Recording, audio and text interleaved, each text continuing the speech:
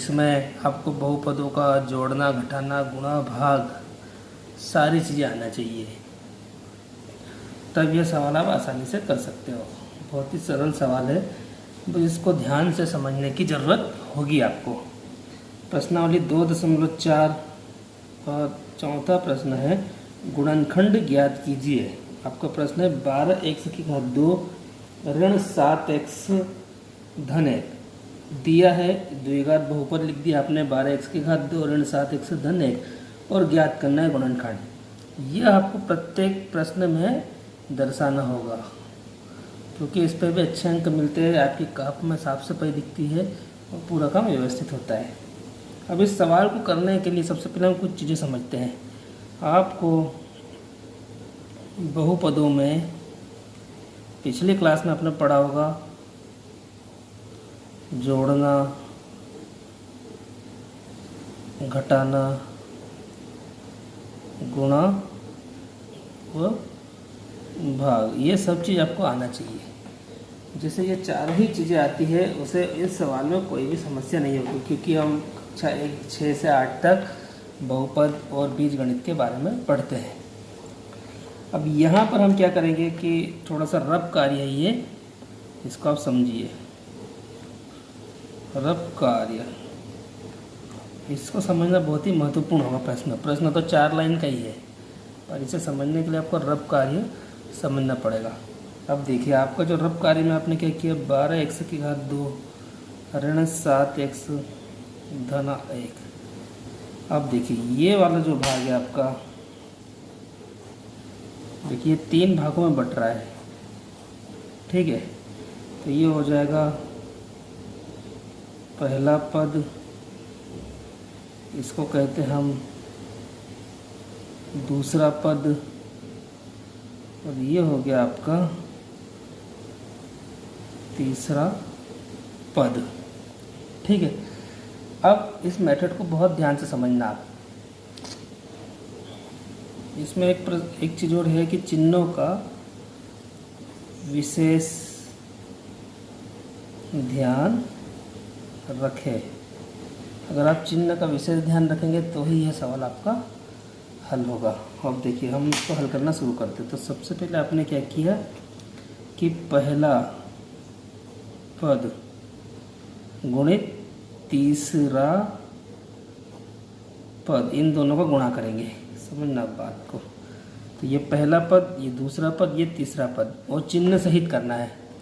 तो आपका जो पहला पद है वो है 12x² गुणा तीसरा पद है 1 धन का 1। तो इसलिए आपको धन का ऋण हो तो अनिवार्य रूप से लगाए, धन हो तो कोई दिक्कत नहीं। अब आपने क्या किया, पहला पद और तीसरा पद इन दोनों का गुणा कर दिया। तो ये हो गया 12x², 1 का 12 में गुणा करेंगे तो 12, और x² का 2 हो जाएगा। अब दूसरे स्थान पर आपको क्या लेना पड़ेगा, मध्य पद, मतलब आपको दूसरा पद लेना पड़ेगा। अब आपको जो दूसरा पद है वो क्या है, दूसरा पद है ऋण 7x, ठीक। यह समझ में आया होगा। अब आपको क्या करना पड़ेगा कि 7x को ब्रेक करना है बीच में से। आप कैसे करेंगे, तो ये जो हमारा ये वाला आया, जो पहला पद आया है, पहला और तीसरा का जो गुणा है, इसमें क्या अंक निकला आपका, तो इसमें निकला आपका 12। अब 12 के आपको गुणनखंड निकालना होगा। अब 12 के जो गुणनखंड होंगे वो क्या क्या हो सकते हैं, तो ऐसी 2 संख्याओं का पता लगाना है जिनका गुणा करने पर 12 होगा। तो 1 गुणा 12 होता है, ठीक है। फिर उसके बाद होता है आपका 4 गुणित 3, 4 तिया 12 होता है। आप 3 गुणित 4 भी लिख सकते हो, ठीक है। अब इससे ज़्यादा कुछ हो नहीं सकता है। 6 गुणित 2 भी हो सकता है, 6 दूनी 12 हो सकता है, 2 गुणित 6 भी हो सकता है, ठीक है। अब आपने ये जो निकाला है, अब आपने इसको क्या किया, इसको घटाना है आगे पीछे से। जैसे 1 में से 12 को घटाया तो कितना आ गया, ऋण का 11। ये भी हमारा गलत है, क्योंकि आपका 7 होना चाहिए ऋण का बैलेंस करने पर, ठीक है। अब 4 में से 3 को घटाया तो 1 आ गया, ठीक है। ये भी नहीं हुआ। अब आपने क्या किया, यहाँ पर अब हम क्या करेंगे कि दोनों के सामने ऋण के निशान ले लो। तो ऋण 3 और ऋण 4 ले लिया आपने, तो ऋण का कितना आ गया 7 आ गया। देखिए इन दोनों को ऋण ले लिया, तो ये वाला आपका सिलेक्ट हो जाएगा, ये वाला कि इनके सामने अगर हम ऋण का निशान लगा दें तो देखो इन दोनों का गुणा करेंगे तो 4 तिया 12 आ गया, और ऋण 3 और ऋण 4 कितना हो जाएगा, ऋण का 7 हो जाएगा। मतलब ये वाले अंक आपको ले लेना है। तो क्या करेंगे हम, आपको यहाँ पे ऋण 3 ले लिया, ऋण 4 ले लिया, और इसके आगे भी x लगा दिया, इसके आगे भी x लगा दिया।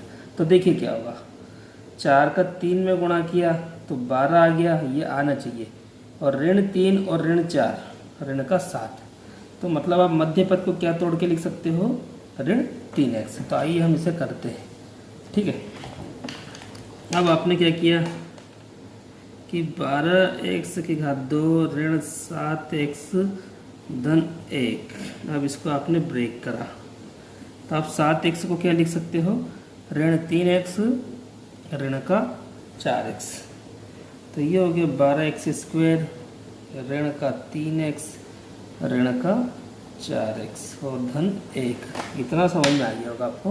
तो ये पूरा रफ कार्य है, हमने मध्य पद को तोड़ने के लिए किया। जब आपकी प्रैक्टिस हो जाएगी तो ये चीज़ करने की आपको ज़रूरत नहीं पड़ेगी। अब देखिए, अब इसमें आप दो दो के पेयर बनाइए, एक पेयर ये बना, एक पेयर ये बना। अब आप देखिए कि इन दोनों में से ऐसा कौन सा पहाड़ा है बड़े से बड़ा जिसमें 12 भी आता है, जिसमें 3 भी आता है। तो 3 का ही पहाड़ा होगा आपको, है ना।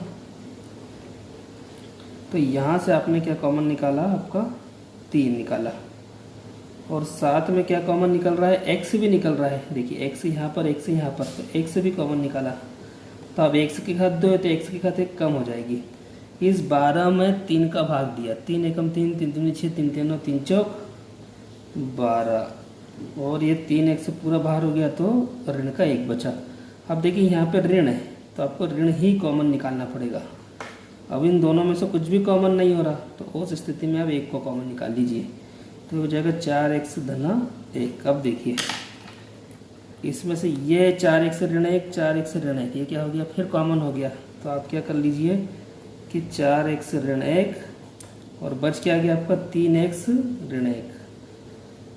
यह आपका क्या हो गया, आंसर हो गया। तो आंसर क्या हो जाएगा, गुणनखंड क्या हो जाएंगे आपके 4x ऋण 1 और 3x ऋण 1। जब आप 4 से 5 बार इस वीडियो को देखोगे तो आपको अवश्य रूप से यह प्रश्न समझ में आ जाएगा।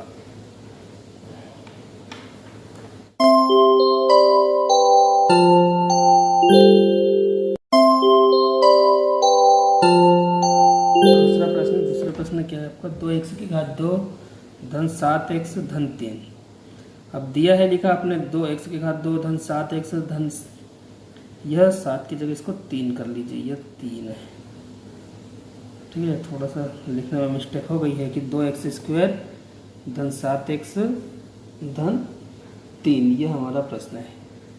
2x की घात 2 धन 7x धन 3 और गुणन ज्ञात, और क्या है, ये द्विघात बहुपद है। क्यों है, क्योंकि अधिकतम घात 2 है और ज्ञात करना है इसका गुणनखंड। अब हम थोड़ा सा फास्ट करेंगे इस सवाल को कि पहला पद, अब आपने पहले स्टेप में क्या किया, पहला पद लिया 2x स्क्वायर और तीसरा पद 3 है, इन दोनों का गुणा किया, 3 दोनों 6x स्क्वायर हो जाएगा, ठीक है।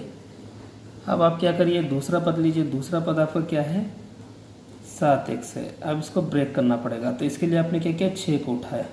अब ऐसे 6 को आप 6 गुणित 1 लिख सकते हो, ठीक है। फिर क्या लिख सकते हो, 2 गुणित 3 लिख सकते हैं, 3 दूनी 6। अब आपको देखना कि किसको जोड़ने पर 7 आ रहा है। देखिए 6 और 1 कितना हो गया, 7 आ गया, तो इसको हम हटा देंगे और इसको सिलेक्ट करेंगे, ठीक है। तो आप लिख दीजिए 6x और धन का 1x। अब देखिए इन दोनों को गुणा करिए, 6 कम 6 आ गया, और इसको ब्रेक करा तो देखिए 6x धन 1x कितना हो गया 7x। तो इसलिए हम 7x को क्या लिख सकते हैं, 6x धन 1x। तो हम करते हैं इसको हल। तो आपने किया 2x स्क्वायर धन 7x धन 3। अब इसको ब्रेक किया हमने मध्य पद को, तो ये हो जाएगा आपका 6x धन 1x और धन 3। अब इसमें क्या किया आपने, दो के पेयर बनाए, एक पेयर ये वाला बना, एक पेयर ये बना। अब इसमें से हमको कॉमन निकालना है। कॉमन निकालने के लिए क्या किया आपने, दोनों में x कॉमन है तो x को निकाल लिया। अब ऐसा कौन सा पहाड़ा है बड़े से बड़ा जिसमें 2 भी आते हैं जिसमें 6 भी आता है, तो 2 का पहाड़ा हो गया, तो 2x कॉमन हो गया। तो 2x कॉमन हो गया तो यहाँ पे बच्चा x और धन। अब इस 6 में 2 का भाग देंगे, 2 एकम 2, 2 दूनी 4, 2 तिया 6, कितनी बार आया, 3 बार। फिर इधर से कुछ भी कॉमन नहीं हो रहा तो देखिए 1 का पहाड़ा कॉमन हो रहा, तो 1 कॉमन निकाल लिया आपने, तो यहाँ पे बच गया x और धन 3।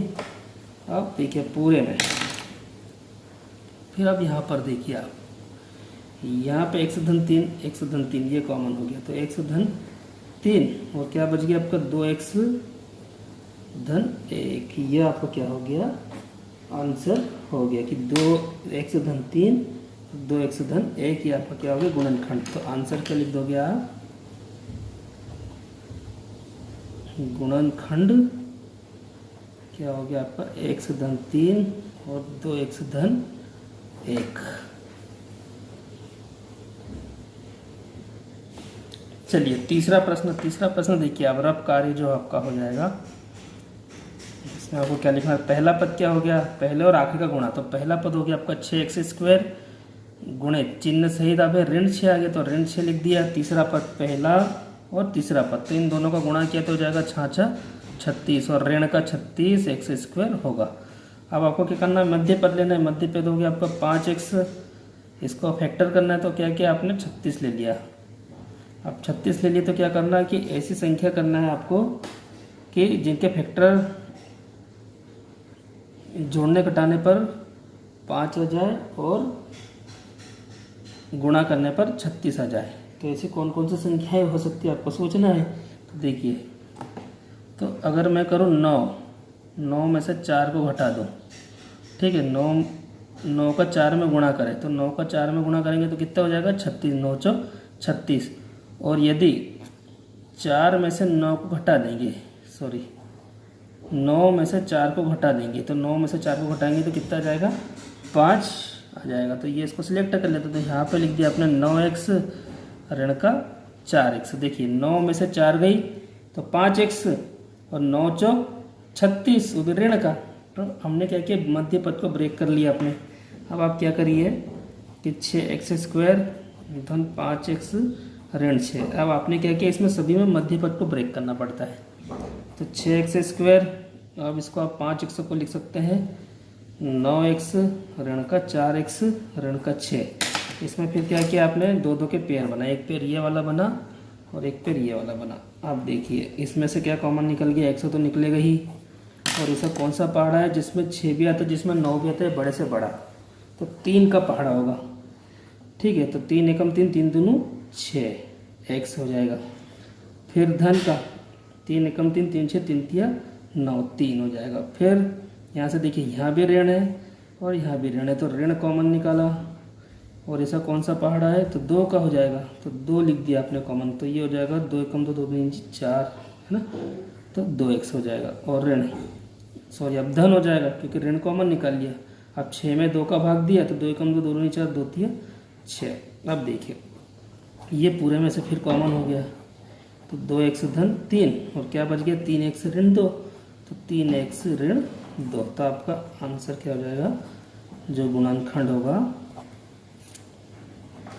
ये हो जाएगा 2x धन 3 और 3x ऋण 2। इस सवाल को करने के लिए आपको थोड़ी मेहनत लगेगी, इसको 4 से 5 बार अवश्य करिए। अब है चौथा सवाल, इसमें लिखा मैंने रफ कार्य। तो दिया है में लिख दो 3x² ऋण 1 ऋण 4। दिया है में लिख दो द्विघात बहुपद 3x² ऋण x ऋण 4, ज्ञात करना है गुणनखंड। अब देखिए रफ कार्य मैंने लिखा, अब थोड़ा सा फास्ट कर लेते हैं, ठीक है। अब आपने क्या किया, पहला पद क्या है 3x² गुणा तीसरा पद जो पहले सवाल में आपको समझाया था, तो ये हो जाएगा ऋण 4। इन दोनों का गुणा किया, 4 तिया 12, तो 12x² और जो 12 आया वो आपका ऋण का आया। मध्य पद कितना हो गया ऋण x मतलब इसके आगे कुछ नहीं है तो आप 1 मान लीजिए, ठीक है। अब इसको ब्रेक करना, तो ब्रेक करने के क्या लिया, तो आपने 12 लिया। 12 को ऐसा क्या क्या लिख सकते हैं, जिसका जोड़ने घटाने पर ऋण 1 आ जाए और गुणा करने पर 12, तो इसको लिख सकता हूँ मैं 3 गुणा 4। तो देखिए 4 तिया 12, ठीक है। और इसको हम ऐसा भी लिख सकते हैं 4 गुणित 3। अब देखिए 4 गुणित 3 4 3 बार, तो आप एक ही बार लिख लीजिए, कोई दिक्कत नहीं। अब देखिए हो रहा है ये, तो आपने क्या किया, इसको लिख दिया 3 ऋण 4। अब 3 में से 4 गया तो ऋण का 1 आ जाएगा, है ना, तो ये x लगा दिया और इन दोनों का गुणा किया तो ऋण 12x² आ जाएगा। ठीक है, तो हम इसको लिखते हैं। अब आपने क्या किया 3x² ऋण x ऋण 4, इसके आगे कुछ नहीं, तो आप 1 लिख सकते हो। अब इसको ब्रेक करते हैं 3x²। अब हम ऋण x का मान क्या निकला, तो ऋण x की जगह लिख सकते हैं धन का 3x ऋण का 4x, और ऋण 4 पहले लिखा है। अब देखिए 2 का पेयर बना, ये 2 ये 2। अब इन दोनों में से क्या कॉमन निकल रहा है, x कॉमन निकल रहा है और 3 भी कॉमन निकल रहा है, तो 3 कॉमन निकाल लिए, तो x की घात 2 तो x की घात 1 कम हो जाएगी, और 3x पूरा कॉमन निकल गया तो x बचा। अब इन दोनों में से क्या कॉमन निकल गया, ऋण, यहाँ भी ऋण यहाँ भी ऋण, तो ऋण और साथ में 4 भी दिखाई दे रहा, 4 यहाँ भी 4 यहाँ भी, तो क्या हो जाएगा, यहाँ बचा x और यहाँ धन का 1। अब देखिए फिर x धन 1 कॉमन निकल गया, तो x धन 1 क्या बच गया, 3x ऋण 4। तो आपका आंसर क्या आ गया, गुणनखंड x धन 1 और 3x ऋण 4। जब इस वीडियो को आप 4 से 5 बार देखोगे तो आपको ये प्रश्न समझ में आ जाएगा। यह थोड़ा सा कठिन प्रश्न जरूर है, पर इतना भी कठिन नहीं कि आपसे यह नहीं बन पाए।